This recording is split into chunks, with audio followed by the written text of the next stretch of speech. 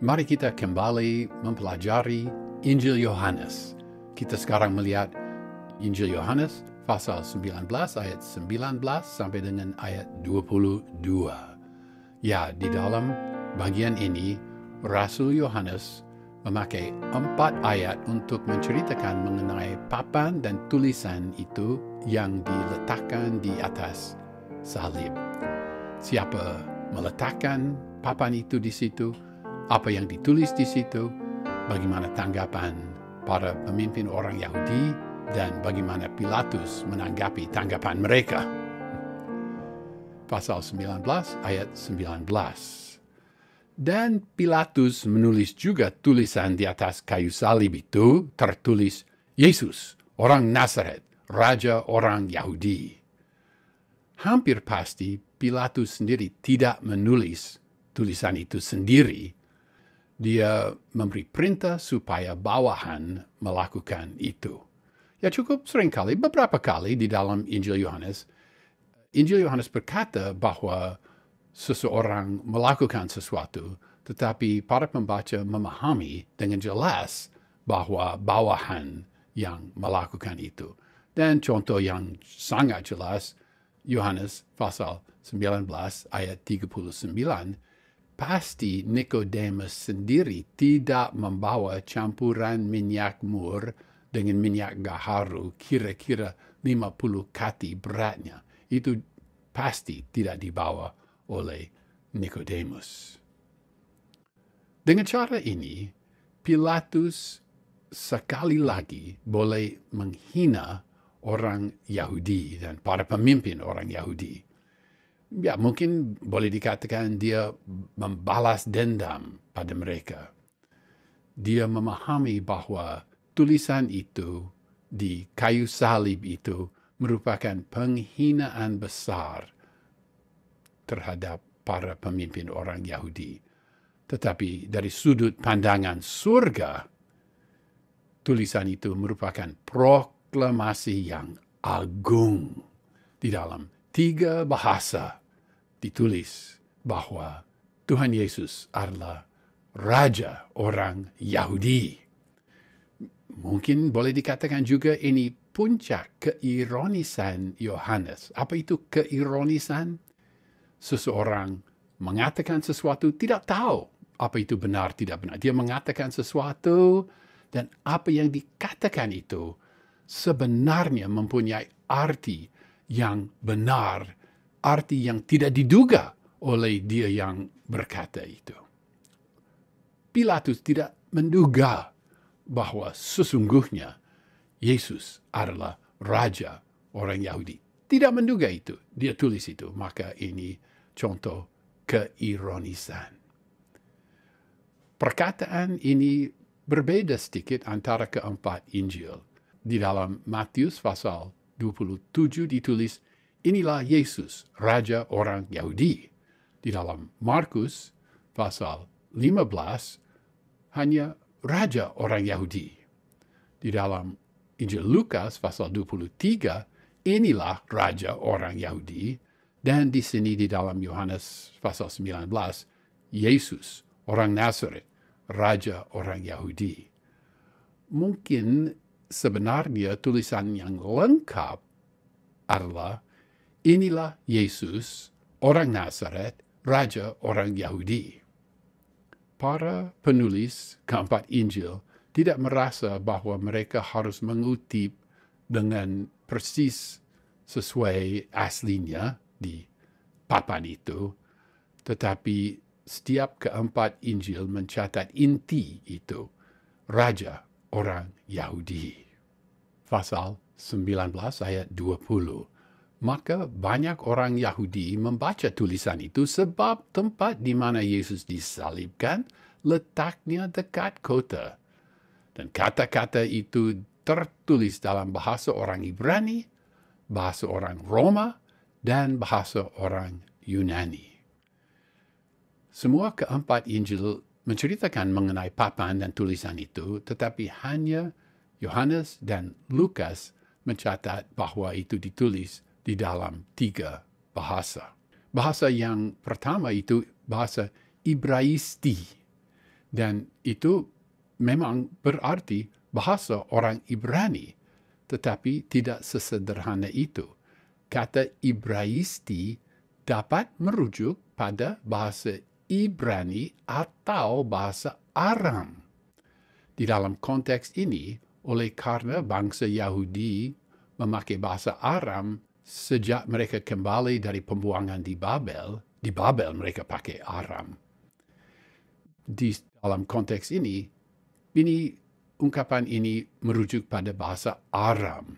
Istilah Ibraisti ini dipakai 7 kali di dalam seluruh Perjanjian Baru. Dipakai di dalam Injil Yohanes, juga dipakai di dalam Kitab Wahyu. Di dalam Injil Yohanes kita menemui istilah ini di dalam Yohanes pasal 5 ayat 2. Dan beberapa kali di dalam pasal 19 ini, ayat 13,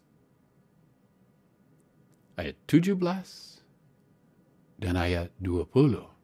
Setiap kali kata ini dipakai di dalam Injil Yohanes, ini merujuk pada bahasa Aram.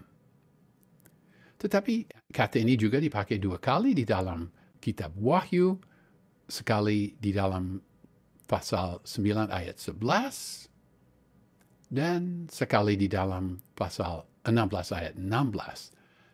Anehnya, di dalam Kitab Wahyu, kata Ibraisti ini merujuk pada bahasa Ibrani dan bukan bahasa Aram. Bahasa yang kedua, Yunani, ini Yunani Koine. Ini Yunani Koine ini adalah bahasa Yunani yang disederhanakan dibandingkan dengan Yunani klasik yang dipakai oleh orang seperti Plato. Ini bahasa yang dipakai di dalam bagian timur dari Kekaisaran Romawi. Juga ya orang Yahudi yang sudah memeluk budaya dan bahasa Yunani, ya mereka akan memakai bahasa Koine itu juga. Dan bahasa yang ketiga, bahasa orang Roma, itu bahasa Latin. Latin merupakan bahasa resmi dari Kekaisaran Romawi, bahasa pemerintah Kekaisaran Romawi. Ya, menurut Carson, papan seperti ini seringkali ditulis dalam beberapa bahasa untuk menyatakan salahnya mereka yang disalibkan. Ini mereka lakukan supaya setiap orang yang lewat salib itu memahami beratnya melanggar peraturan dan hukum Romawi. Pasal 19 ayat 21. Maka imam-imam kepala orang Yahudi berkata kepada Pilatus, "Jangan engkau menulis Raja orang Yahudi, tetapi bahwa ia mengatakan, aku adalah Raja orang Yahudi." Di dalam bahasa Yunani, tense yang dipakai adalah imperfect tense, dengan kata berkata, sehingga ada kesan bahwa mereka berkata dan berkata dan berkata, berulang kali mengatakan ini. Sekali lagi, bagi imam-imam kepala, tulisan itu merupakan penghinaan besar. Mereka menuntut supaya Pilatus mengubahkannya. Ya, sebenarnya ketika Injil Sinoptik, Matius, Markus, Lukas, tidak menyebut tanggapan ini dari imam-imam besar itu. Dan juga Injil Yohanes tidak mencatat penghinaan yang diucapkan oleh para prajurit dan imam-imam besar itu dan mereka yang lewat. Juga kedua mereka yang disalibkan.